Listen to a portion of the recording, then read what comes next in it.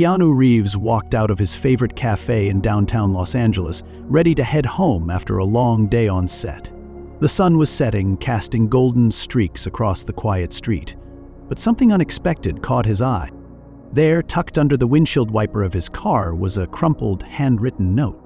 At first, he thought it was just another fan letter or maybe a parking ticket, but as he unfolded the shaky handwriting, he realized this wasn't an ordinary message. It wasn't a plea for money or an autograph. It was a desperate cry for help. A homeless woman had written it, not asking for food or shelter, but for something far more heartbreaking: to find her missing son, taken from her by a system that failed to protect the most vulnerable. Most people might have walked away, but Keanu? What he did next set off a chain of events that no one could have predicted, and it would change lives forever. Before we continue this story, let us know where you're watching from, and if you enjoy heartfelt stories like this, make sure to subscribe to the channel. We'd love to hear your thoughts on this story, so after watching, leave a comment below and tell us what you think. And don't forget, tomorrow, we have another inspiring story just for you. The sun was beginning to dip below the horizon, casting long golden shadows over the quiet streets of Los Angeles. The air was cool, carrying the faint scent of the ocean mixed with the city's usual buzz. Keanu Reeves stepped out of his favorite little cafe, a modest spot tucked between towering buildings, far from the glitz and glamour he was accustomed to. He had just wrapped another long day on set, and all he wanted was a peaceful evening ride home on his vintage motorcycle. As he approached his black car parked along the curb, a simple, unassuming vehicle that mirrored his down-to-earth nature, something unusual caught his eye. Tucked carefully under the windshield wiper was a piece of paper, flapping slightly in the breeze. At first, he thought it was just another flyer or a parking notice. But as he got closer, he noticed the paper wasn't printed. It was handwritten, the letters shaky, as if penned by someone whose hands trembled from the cold. Or perhaps something deeper. Curiosity piqued, Keanu pulled the note from under the wiper and unfolded it. His eyes scanned the brief, desperate message. "Dear stranger, I don't need money. I need help. They took my son. Not because I'm a bad mother, but because I don't have a home. Please, if you can help me find him, I'll be forever grateful. His name is Jacob. He's 7. I'm at the corner of 5th and Main every evening." Keanu stood still, the words sinking into him like cold water seeping through clothes on a winter's night. It wasn't the typical plea for spare change or food. It was raw, personal, and heartbreakingly specific. He could feel the weight of the mother's pain bleeding through the simple lines. It wasn't just a request for help. It was a last, fragile thread of hope. He folded the note slowly, his mind racing. How many people had passed by her without noticing? How desperate must she have been to leave such a personal plea on a stranger's car, hoping someone, anyone, might care? For a brief moment, Keanu considered the easy option, to dismiss it, to assume someone else would help, that maybe it wasn't even real. But something deep inside, something unshakable, wouldn't let him walk away. He'd known loss, known what it felt like to be powerless in the face of tragedy. The thought of a mother sleeping on cold streets while her child was somewhere out there, alone, confused, missing, hurt, gripped him. Keanu slipped the note into his jacket pocket and climbed into his car. But instead of heading home, he started the engine and made a sharp turn in the opposite direction, toward 5th and Main. As the city lights flickered to life, Keanu's heart beat with a quiet determination. He didn't know who Elle was or how complicated her story might be, but one thing was clear: he wasn't going to ignore her plea, not tonight. The streets of Los Angeles had a way of swallowing people whole, people like Lisa Carter. Once, not too long ago, Lisa had been like anyone else, a hardworking mother juggling her job as a medical assistant and raising her son, Jacob. Their small apartment in East LA wasn't fancy, but it was filled with warmth. The walls were covered with Jacob's crayon drawings, stick figure superheroes with bright capes and big smiles. Every evening, after a long day at work, Lisa would sit with him at their rickety kitchen table, helping with homework and sharing stories about their day. Life was simple, but it was theirs. But life, as Lisa learned, can change in the blink of an eye. It started with the hospital downsizing, budget cuts, positions eliminated. Lisa, despite her dedication, was among those let go. She wasn't too worried at first. She had some savings, and she was confident she'd find something soon. But weeks turned into months, and job interviews became fewer and more disheartening. The bills piled up. Rent became impossible to cover. Then came the eviction notice. Lisa packed what she could into the trunk of her aging Toyota Corolla. With no family nearby and friends who were barely scraping by themselves, there was nowhere to turn. She and Jacob spent their first night in the car parked behind a 24-hour diner. She told him it was a camping adventure, masking her fear with a forced smile. But as days stretched into weeks, Jacob's laughter faded, replaced by confusion and sadness.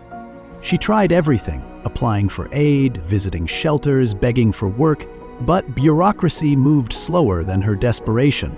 The final blow came one rainy afternoon when a social worker knocked on her car window. Lisa had left Jacob sleeping in the back seat while she ran inside a nearby grocery store to use the bathroom. When she returned, there were police officers, a social worker, and a flood of questions she couldn't answer fast enough. "It's not safe for a child to live like this," the social worker had said, her voice flat but not unkind. "I'm doing my best," Lisa had pleaded, her voice breaking. "Please, don't take him. He's all I have." But her words fell on deaf ears. They took Jacob that day, told her it was temporary, that if she could prove she had stable housing and income, she'd get him back. But how do you find a job and a home when you're living out of your car? When every day is a battle to stay afloat? Lisa visited the social services office every week, waiting hours to speak to anyone who might listen. But her file became just another stack of papers on a crowded desk. The system didn't see her as a mother fighting for her child. It saw her as a statistic, another homeless woman who had failed to provide. She knew where Jacob was, a foster home across town, but they wouldn't let her see him. The restraining orders, the court dates she couldn't attend because she didn't have the means to get there, it all built a wall between her and her son. She could only hope he remembered her voice, her touch, the promises she whispered to him at night. Weeks turned into months. Lisa's face grew gaunt, her eyes hollowed by sleepless nights and endless worry. Every time she saw a mother holding her child's hand on the street, her chest tightened until she could barely breathe. She lived on scraps of food and scraps of hope. Then, one evening, sitting in the dim light of a street lamp near a coffee shop, she saw a man park his car. She didn't recognize him at first, his simple clothes, the way he moved without drawing attention, but as he stepped into the light, her breath caught. Keanu Reeves. She had seen his movies with Jacob, especially The Matrix, which Jacob loved to mimic with his tiny kung fu moves in their living room. Lisa hesitated. What were the chances he would care? But desperation pushes people to do things they never imagined. She pulled a crumpled piece of paper from her bag, borrowed a pen from a nearby diner, and poured her heart into a few shaky lines. She didn't ask for money. Money wouldn't fix what was broken. She needed a miracle. She left the note under his windshield, her hands trembling not from the cold, but from the vulnerability of exposing her soul to a stranger. As she walked back to her car parked down the street, she didn't expect anything. But as she settled into the driver's seat, staring at the dashboard where Jacob's small toy car still rested, she allowed herself the tiniest flicker of hope. Maybe, just maybe, someone would finally listen. The streets were quieter by the time Keanu reached the corner of 5th and Main. The sun had long dipped below the horizon, and the city lights flickered against the darkening sky. Neon signs reflected off the wet pavement from an earlier drizzle, casting an eerie glow on the cracked sidewalks. Keanu parked his car discreetly down the block and stepped out, the cool night air brushing against his face as he scanned the street. It didn't take long to spot her. Lisa sat hunched against the wall of an old, boarded-up storefront. Her thin jacket did little to protect her from the chill, and her eyes, though weary, darted around with a cautious alertness. Beside her was a battered duffel bag, stuffed with what little possessions she had left. But it was the absence of something, someone, that was most noticeable. No child by her side, no small hand gripping hers for comfort, just a hollow space where her son should have been. Keanu approached slowly, not wanting to startle her. He wasn't sure what he'd say, how to even begin. This wasn't a script, and there were no retakes if he said the wrong thing. As he got closer, Lisa's head snapped up, her eyes narrowing with suspicion. Life on the streets had taught her to be wary of strangers, especially men who approached her at night. "Hi," Keanu said softly, his hands visible and non-threatening. "I found your note." For a moment, Lisa just stared at him, as if trying to decide whether he was real or some cruel trick her mind was playing on her. Recognition flickered in her eyes, but it was quickly masked by caution. "You actually read it?" she asked, her voice hoarse from days, maybe weeks, of little use. "I did." Keanu took a step closer, but stopped when he saw her tense. "I want to help." Lisa let out a bitter laugh, though there was no humor in it. "Help?" she echoed, shaking her head. "You're a movie star. What do you know about helping people like me?" Her words weren't meant to wound, but Keanu felt their sting anyway. He crouched down to her level, his expression earnest. "I may not know what it's like to be in your exact position, but I do know what it feels like to lose someone. And I know I can't just walk away after reading what you wrote." For the first time, Lisa's hardened exterior softened, if only slightly. The walls she had built to protect herself began to crack under the weight of his sincerity. She studied his face, searching for any sign of pity or insincerity, but found none. "My son's name is Jacob," she whispered finally, her voice trembling. "He's 7. They took him from me because I don't have a roof over my head. They said I can't keep him safe." Her eyes welled with tears, but she quickly blinked them away. "But no one's helping me get him back. The system, it's like they want to forget people like me exist." Keanu felt a surge of anger, not at Lisa, but at the faceless bureaucracy that allowed such injustice to thrive. He knew systems like this were built on rules and protocols, often ignoring the humanity of the people they were supposed to serve. "I'm going to help you," he said firmly, "whatever it takes." The next morning, Keanu and Lisa sat in the cramped, fluorescent-lit waiting room of the Los Angeles Department of Child and Family Services. The walls were lined with outdated posters about child safety, their bright colors a stark contrast to the somber faces of the people waiting. Lisa clutched a worn folder to her chest, filled with the scant paperwork she had managed to keep. Old photos of Jacob, hospital records proving her care for him, and a few letters from teachers praising her involvement in his schooling. They had been waiting for over an hour when a caseworker finally called Lisa's name. Keanu followed her into a small office, where a woman in her mid-40s with sharp glasses and an even sharper demeanor sat behind a cluttered desk. She glanced at Keanu briefly, but didn't acknowledge him. "Ms. Carter," the caseworker began, her tone clipped and impersonal. "I see you've brought someone with you today." "This is Keanu Reeves," Lisa said quietly. "He's here to support me." The caseworker raised an eyebrow but didn't comment. Instead, she flipped through Lisa's file, her eyes scanning the pages with practiced indifference. "Ms. Carter, as we've explained before, until you can provide proof of stable housing and employment, there's nothing more we can do. Your son is in a safe, stable foster home. This is in his best interest." Lisa's hands trembled as she gripped the folder tighter. "But I'm his mother," she whispered. "I've never hurt him. I just need time to get back on my feet." The caseworker sighed as if she had heard this 1,000 times before. "The system doesn't operate on personal assurances, Ms. Carter. We need documentation, leases, pay stubs, utility bills. Without those, there's no basis for reunification." Keanu couldn't stay silent any longer. "Isn't there something you can do?" he asked, his voice calm but firm. "She's doing everything she can. She just needs a little help." The caseworker finally looked at him, her expression unimpressed. "Mr. Reeves, with all due respect, this isn't a movie. Good intentions don't override legal procedures." Keanu clenched his jaw but nodded. He knew arguing wouldn't get them anywhere. Not here, not with her. But as they left the office, he made a silent vow. If the system wouldn't help Lisa, then he would find another way. Days turned into a blur of meetings, phone calls, and dead ends. Keanu used every connection he had, reaching out to lawyers, advocacy groups, anyone who might be able to cut through the red tape. But the more he learned, the clearer it became just how deeply flawed the system was. The foster care system wasn't just about protecting children, it was tangled in layers of bureaucracy that often left families like Lisa's stranded. Social workers were overworked, underpaid, and forced to follow rigid guidelines that didn't account for individual circumstances. Lisa wasn't seen as a mother fighting for her child, she was seen as a case number. One evening, after another fruitless meeting, Keanu found Lisa sitting on the curb outside the courthouse, staring blankly at the traffic passing by. He sat down beside her, the weight of their shared frustration heavy between them. "I don't know what else to do," she whispered, her voice barely audible over the hum of the city. "They don't care. No one cares." Keanu placed a gentle hand on her shoulder.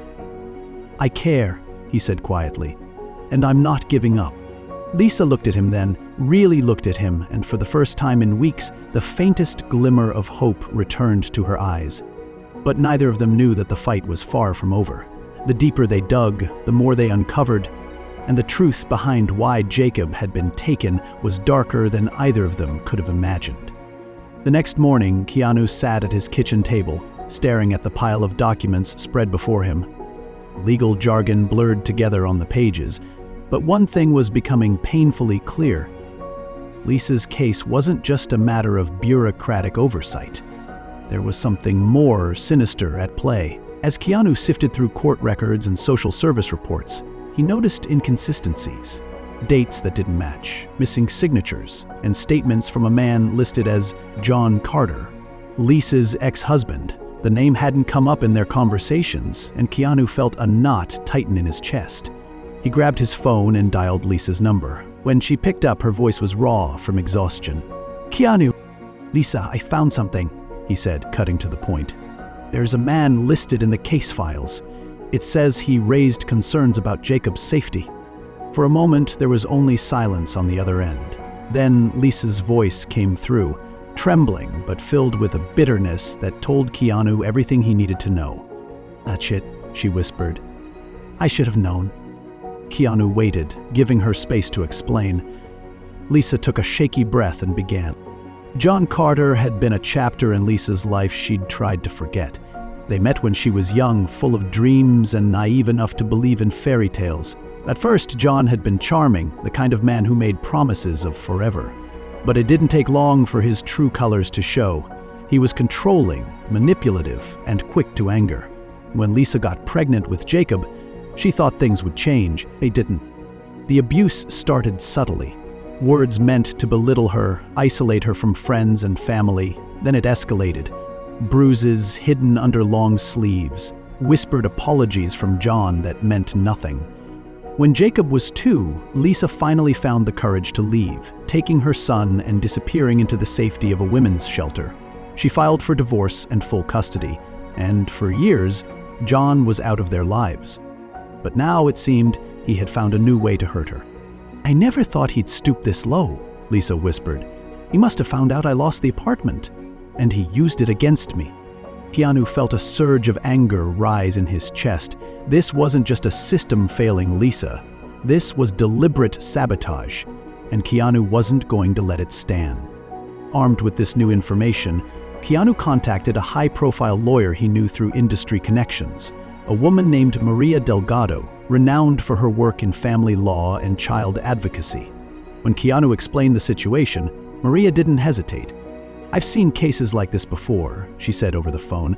"The system is supposed to protect children, but it can be weaponized by people with the right connections or the wrong intentions. We'll fight this."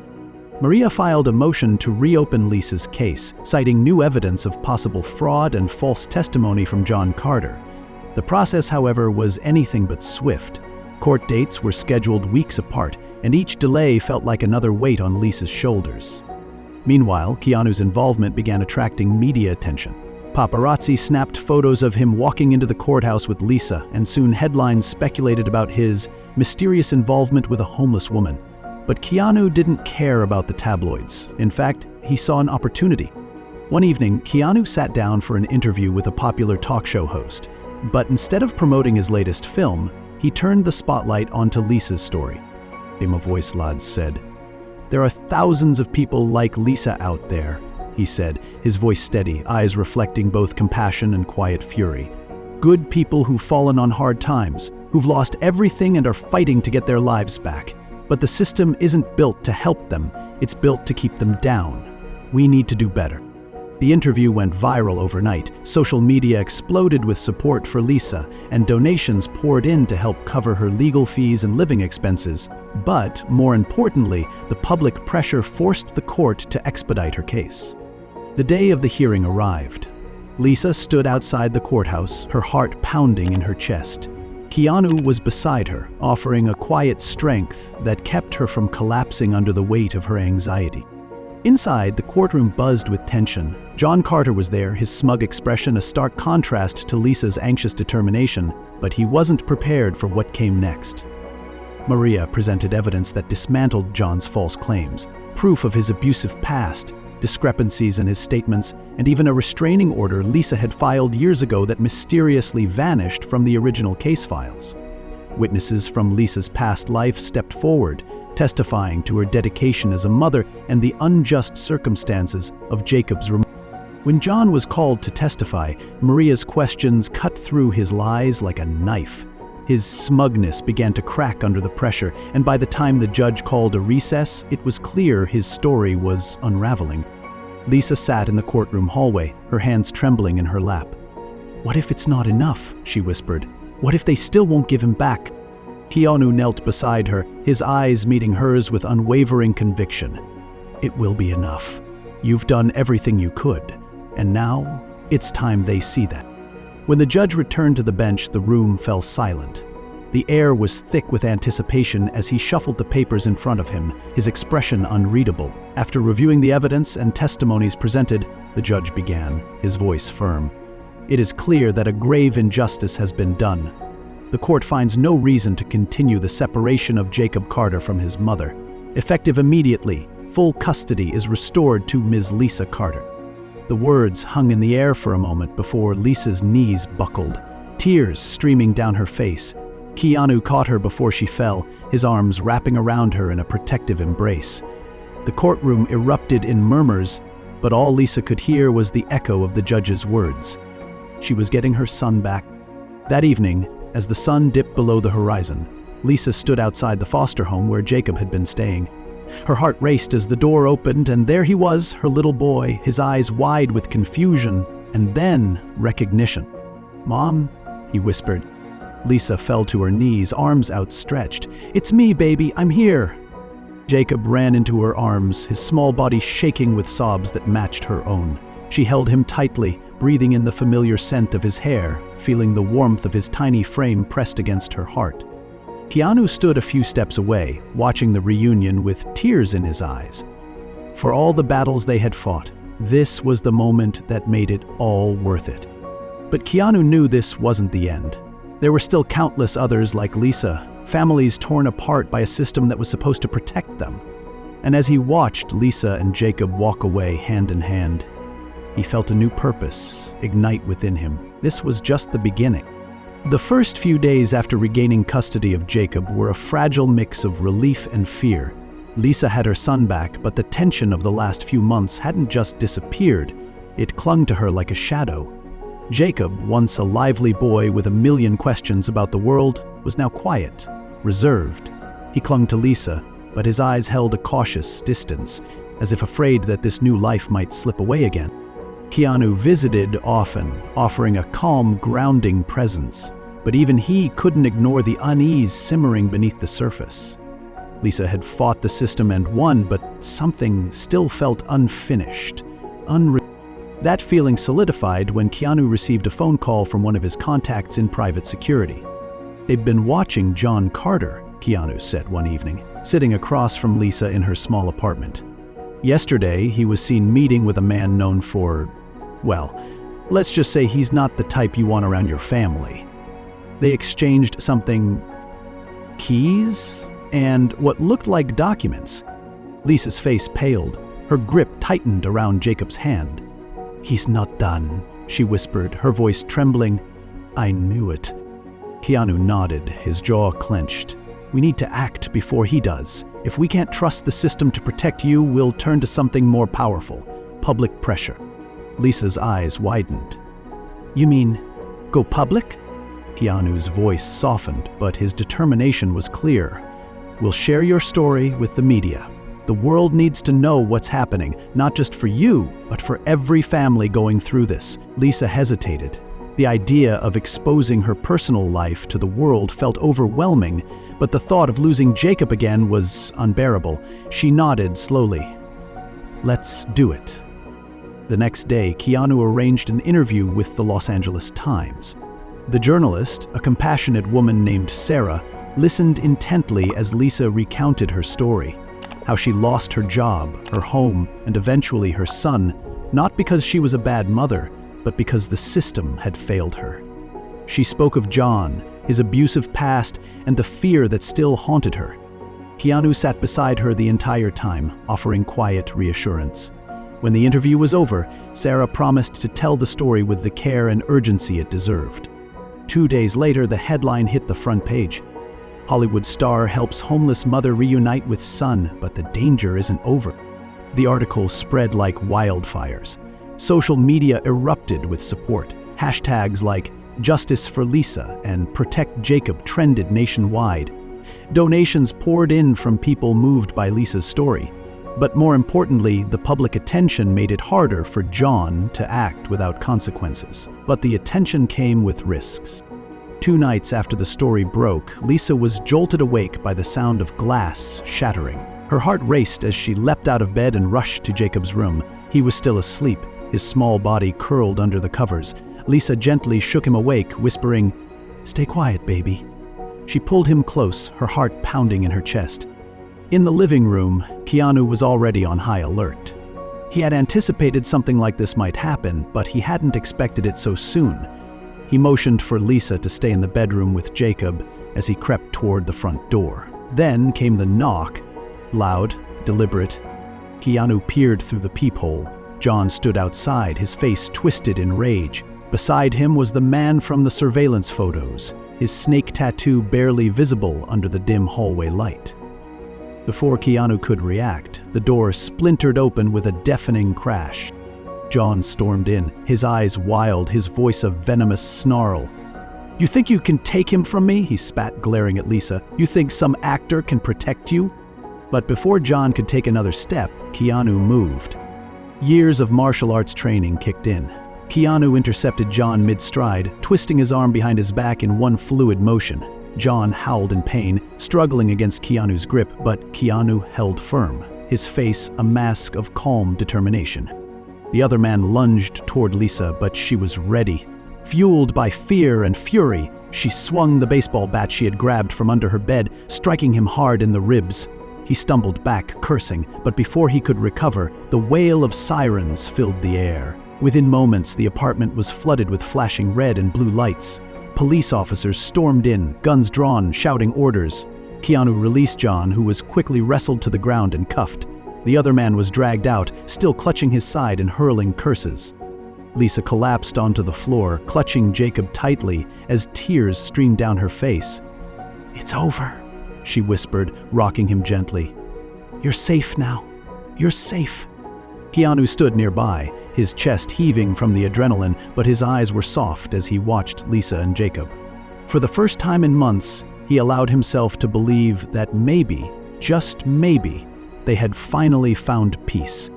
But deep down, Keanu knew this wasn't the end. This was just the beginning of a larger fight, a fight against a system that allowed this nightmare to happen in the first place.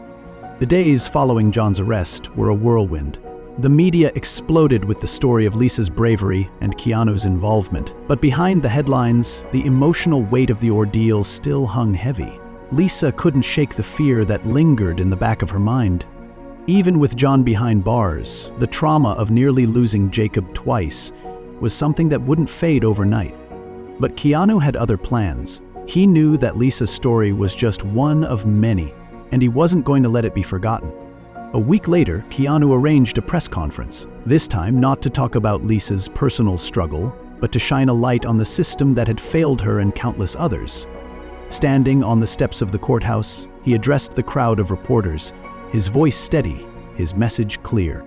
This isn't just about Lisa and Jacob. Keanu began, glancing at Lisa and her son standing nearby, holding hands. This is about the thousands of families torn apart by a system that's supposed to protect them.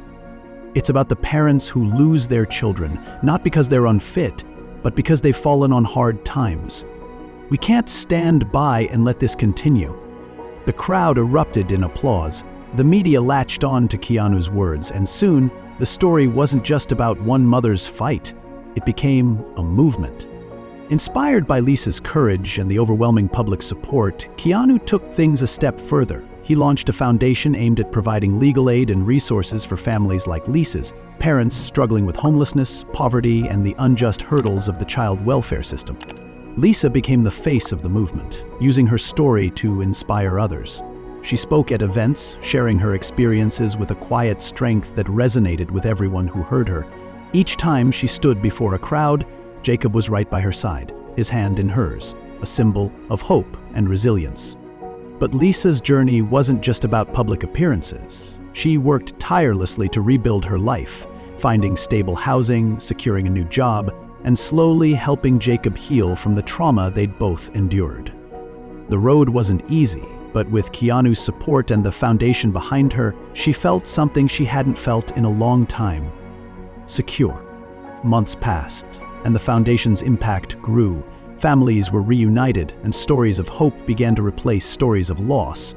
Lisa often found herself reflecting on how one simple, desperate note on a windshield had changed everything. One evening, as the sun set over Los Angeles, Lisa and Jacob sat on the small balcony of their new apartment. The city lights twinkled below, but Lisa's attention was on the boy beside her.